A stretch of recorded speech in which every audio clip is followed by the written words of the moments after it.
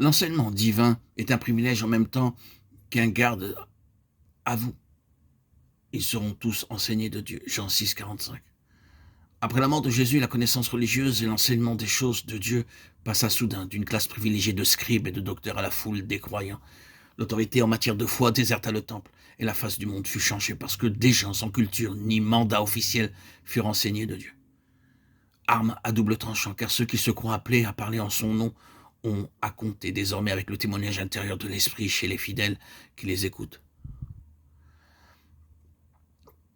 Nos auditeurs, nos auditrices, nos abonnés trouveront dans ces audios l'occasion d'expérimenter cette parole de Jésus.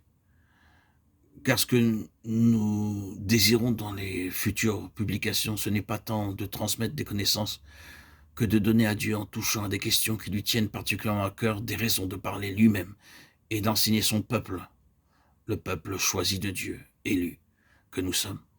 Il y a en Jésus-Christ une plénitude de satisfaction dont nous n'avons de notre part que si nous atteignons au-delà de l'homme et de ce qu'il peut dire, celui qui l'envoie.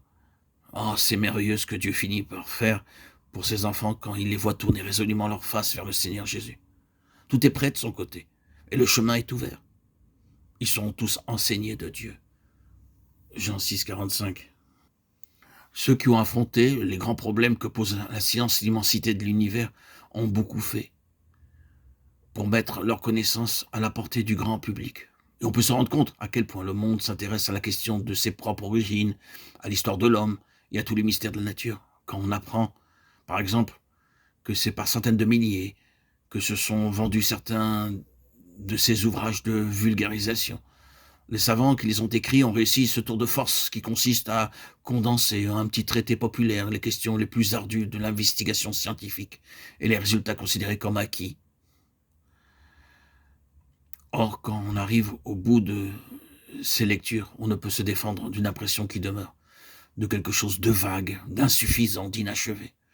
Ces hommes de savoir, ces scientifiques, malgré tous leurs efforts et toute leur lumière, ne parviennent pas à nous donner de l'univers une explication claire et définitive.